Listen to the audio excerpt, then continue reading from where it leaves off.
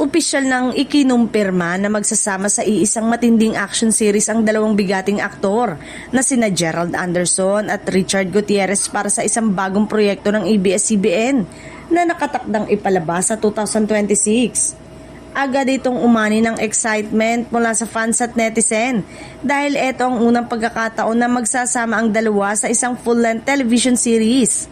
Ang nasabing proyekto ay ididirect ng batigang action director na si F.M. Reyes na kilala sa kanyang husay sa paglikha ng intensity at cinematic na mga eksena. Ayon sa mga ulat, inaasahang magsisimula ang taping matapos ang holiday break. Dahilan para mas paghandaan ng buong cast at production team ang pisikal at emosyonal na demand ng serye.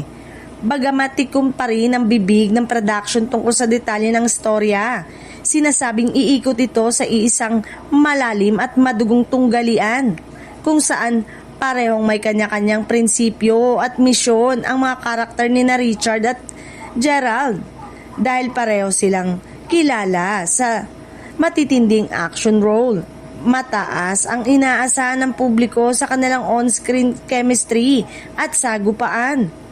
Bukod sa tambalan ng dalawang aktor, mas lalong inaabangan ng fans ang mga bagong leading lady na ipapareha sa kanila. Ayon sa insiders, may ilang pangalan na umuugong sa likod ng kamera ngunit wala pang opisyal na anunsyo. Isang dahilan para lalo pang uminit ang espekulasyon at excitement online.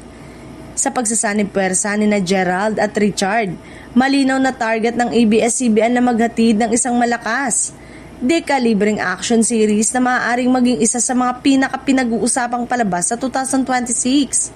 Habang hinihintay ang karagdagang detalye, isang bagay ang sigurado, malaki ang pasabog na inihahanda ng Kapamilya Network.